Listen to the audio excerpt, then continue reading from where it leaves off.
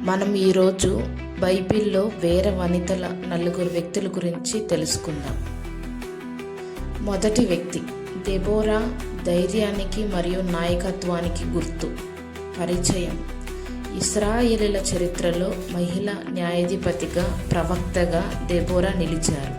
సమస్య: కానానీయుల రాజు యాబీను ఇశ్రాయేలీలను 20 ఏళ్ల పాటు చిత్రహింసలకు గురి చేస్తున్న సమయం అది. సాహసం: సేనాధిపతి అయిన బారాకు యుద్ధానికి వెళ్ళడానికి భయపడి, నీవు వస్తేనే నేను వస్తానన్నప్పుడు దెబోరా ఏమాత్రము వెనకడుగు వేయకుండా యుద్ధ రంగంలోకి వెళ్ళారు.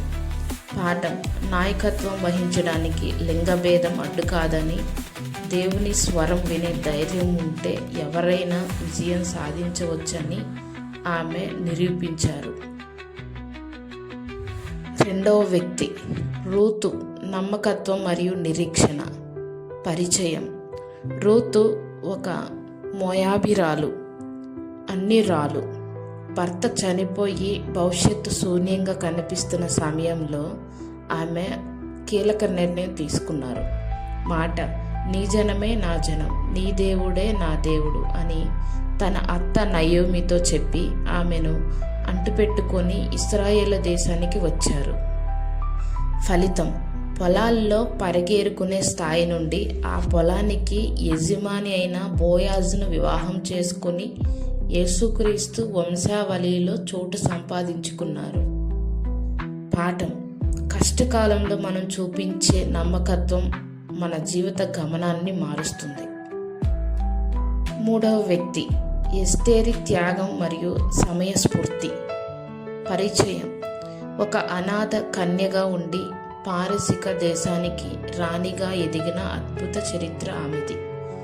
సంక్షోభం: తన యూదు జాతి మొత్తాన్ని నాశనం చేయడానికి హామాను కుట్ర పనినప్పుడు ఎస్తేరి రంగంలోకి దిగారు. నిర్ణయం: నేను నశించినా నశించేదను అని ఉపవాసం ఉండి రాజు పిలవకపోయినా ఆయన ముందుకు వెళ్ళారు. తన ప్రాణాలను పణంగా పెట్టి తన జాతిని కాపాడుకున్నారు. పాఠం: దేవుడు మనల్ని ఒక ఉన్నత పదవిలో ఉంచారంటే అది పరుల సేవ కోసం మరియు అన్యాయాన్ని ఎదిరించడం కోసమే. నాలుగవ వ్యక్తి మరియమ్మ, విధేయత మరియు సమర్పణ. పరిచయం: నజరేతు అనే చిన్న గ్రామంలో నివసించే ఒక సామాన్య యువతి. పిలుపు: కన్నిగా ఉన్నప్పుడే లోక రక్షకుడికి జన్మనివ్వాలనే దేవుని చిత్తాన్ని అంగీకరించడం.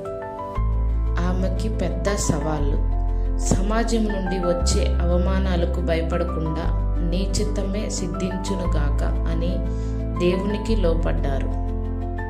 కష్టం: యేసుక్రీస్తు శిలువ మరణం వరకు ఆయన వెంటే ఉండి ఒక తల్లిగా ఆ వేదనను భరించారు.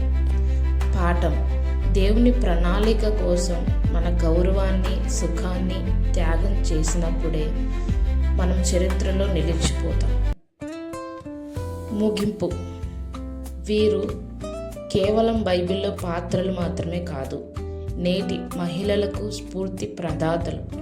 పరిస్థితులు ఎలా ఉన్నా దేవునిపై ఆధారపడితే అసాధ్యమైనవి సుసాధ్యం అవుతాయని వీరి జీవితాలు చెబుతున్నాయి.